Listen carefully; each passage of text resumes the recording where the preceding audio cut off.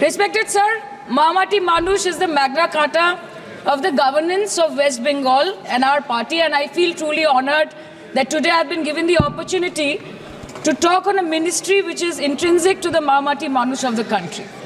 हमारे किसान अपनी मवेशी को, अपनी फसल को माँ की तरह पूछते हैं, जिस खेत में वो हल चलाते हैं उस ज़मीन को नमन करते हैं. But does this major sector get support from the government? Sir, Indian agriculture supplies around 58% of India's livelihood and is a principal source of income for half of the population, accounting for 17 to 18% of the country's GDP. 70% of India's rural poor depend on livestock and farm animals. But does this sector get what it deserves? इसका जवाब अगर आप देश के किसान से पूछेंगे तो वो आपको यही बात बोलेंगे कि चाय से शुरू हुई थी सरकार और गाय पे अटक गई और विकास की मौसी 10 साल में रास्ते में भटक गई. Sir, exorbitantly high cost of cattle and poultry feed under the mismanagement of this sector by the current government and wholesale fodder inflation hovering between 25% to 28.6% in the last 2 to 3 years, it is a 9-year high. Sir, किसान खुद क्या खाएंगे? अपने परिवार के लोगों का खिलाएंगे? अपनी गाय भैंस भेड़ बकरी को क्या खिलाएंगे? सर, ऐसे ही वारदात होते हैं जहां गरीबी से जूझता हुआ एक किसान उसको अपनी गाय भेड़ बकरी को बेचने में मजबूर करते हैं और अंत में जाके वो अपनी खुद की जान ले लेते हैं. सर, पिछले 10 सालों में 1,12,000 किसानों ने इस देश में आत्महत्या की. एनसीआरबी की एक रिपोर्ट के अनुसार 10 साल में हर दिन इस देश में एवरेज में 30 किसान हर दिन अपनी जान ले लेते हैं. सर, इस देश के लोगों का यही है किस्सा कि जिसको जिताया वो राजा की तरह जाएगा और जिन्होंने जिताया वो फकीर की तरह. सर, ये बहुत गौरक्षा की भी बातें करते हैं. देश के लोगों को ये पता होना चाहिए that there is a fodder crisis in India and the union minister has himself stated in a written reply in Rajya Sabha that yes, the country is deficit in fodder. So it means that cows are dying without food in government-owned goshalas, especially the BJP-ruled state. 74,000 cattle had died at Panjrapols in Sundarnagar and Banaskantha district of Gujarat in the last 3 years. 200 cows were found dead in Madhya Pradesh's Shivpuri district. 173 cows allegedly died in a week in Chhattisgarh. And 74,016 cows had died in Hingonia Goshala in Jaipur during the previous BJP government in Rajasthan. तो sir, पहले खाना ही नहीं मिला, fodder crisis. फिर मिल भी जाए तो इतना महंगा कि किसान खरीद ही नहीं पा रहा है, फॉडर इन्फ्लेशन. और सर, खाना मिल भी जाए तो पशुओं की बीमारी. उससे मुकाबला करने के लिए इस सरकार ने क्या किया? The Parliamentary Standing Committee on Agriculture, Animal Husbandry and Food Processing presented its report which stated that 32.7 lakh cattle were infected by the viral lumpy skin disease across several states and a whopping 2.4 lakh cattle died within months.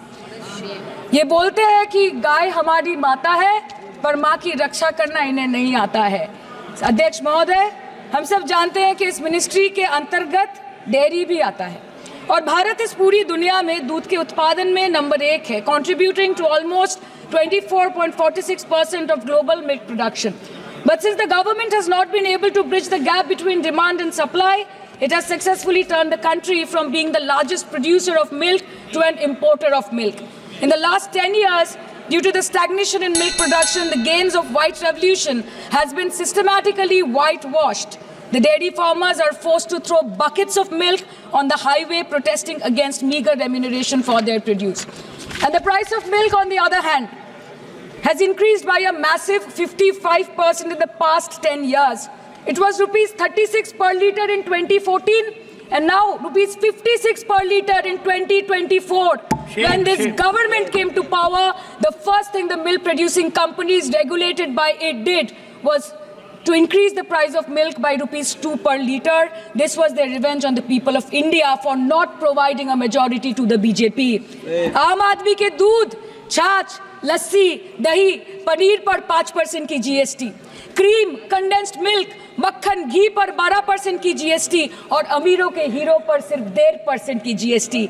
सरकार उनको relief नहीं देती है. जो विदेश में जाके milk shake और लाते की चुस्कियां लगाते हैं, ये सरकार उनको रिलीफ नहीं देती, जो आम आदमी 2 पैकेट दूध खरीदने से पहले 10 बार सोचता है। सर, बचपन से हम सुनते आए थे कि संडे हो या मंडे रोज खाओ अंडे।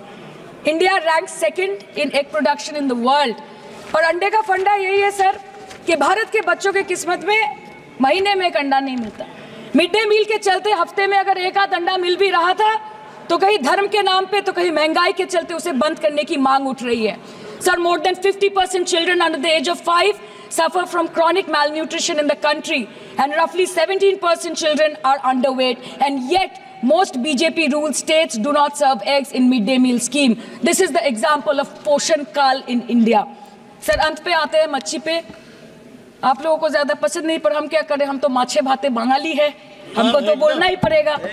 And not to forget that 2.8 crore fisher folk are employed directly in catching fish in the country, and millions are employed in the value chain of selling fish and aquaculture. India stands 3rd in the world in the terms of fish production, contributing to 8% of global fish production, and ranked 2nd in aquaculture production. The PM talks about blue revolution, but this government has allocated only 0.045% funds out of the total budget for the flagship scheme, Pradhan Mantri Matsya Sampad Yojana. Even after this meager allocation, they did not utilize 39% of the funds, and in 23-24, they did not utilize 24% of the funds allocated. मैं हमारी सरकार की सराहना करना चाहती हूँ कि उन्होंने जो सौभाग्य योजना है, दीनदयाल उपाध्याय ग्राम ज्योति योजना के द्वारा जो है समस्त भारत में खासकर रूरल एरिया में जो इलेक्ट्रिफिकेशन की है, विद्युतीकरण किया है, वो अत्यधिक उनका जो नेतृत्व है बहुत ही सराहनीय है। लेकिन साथ ही मैं उनका ध्यान जो है आकर्षित करना चाहती हूँ। हमारे मंडी में जो मेरी ऐसी कई विधानसभाएं हैं जहाँ पे बहुत ही हाई एल्टीट्यूड के बहुत ज़्यादा क्षेत्र हैं, छोटे छोटे गांव हैं जहाँ पे इतनी बर्फबारी होती है, बहुत ही एक्सट्रीम वेदर रहता है, और वहाँ पर जो पूरी पावर ट्रांसमिशन इंफ्रास्ट्रक्चर है बहुत ही पुअर है। उसके साथ ही ट्रांसफॉर्मर्स बार बार कोलैप्स करते रहते हैं, और उसके कारण वहाँ पे वोल्टेज भी बहुत लो रहता है। थोड़ी बर्फबारी होती है या बारिश होती है सर, बहुत लंबे लंबे पावर कट्स लगते हैं। उनकी वजह से जो है लोगों का पूरा जीवन जो है ठप हो जाता है। कई बार तो कई हफ्तों तक बिजली नहीं रहती है। छोटे छोटे व्यवसाय जो हैं वो ठप हो जाते हैं। और ऐसी एक नहीं, सिराज, बंजार, आनी, कुल्लू जैसी बहुत सारी विधानसभाएं हैं। तो महोदय जी, मैं जो है हमारी पावर मिनिस्ट्री हो गई, जो हिमाचल प्रदेश इलेक्ट्रिसिटी बोर्ड हो गया, उनसे मैं ये बहुत ही विनम्र अनुग्रह करती हूँ कि वहाँ पे जल्दी जल्दी जो है 100% इलेक्ट्रिफिकेशन की जाए। इन एरियाज में पार्शियल इलेक्ट्रिफिकेशन है, और उसके साथ ही जो है दे शुड ऑल्सो स्ट्रेंथन जो पावर डिस्ट्रीब्यूशन जो उनका इंफ्रास्ट्रक्चर नेटवर्क है, they should definitely strengthen that. और साथ में ही आई रिक्वेस्ट कि हमारे जो नेतृत्व का जो एक विजन है कि हर नागरिक को जो इलेक्ट्रिसिटी मिलनी चाहिए रिगार्डलेस ऑफ ज्योग्राफिकल कंस्ट्रेंट, तभी हम लोग पा सकेंगे। धन्यवाद। Thank you.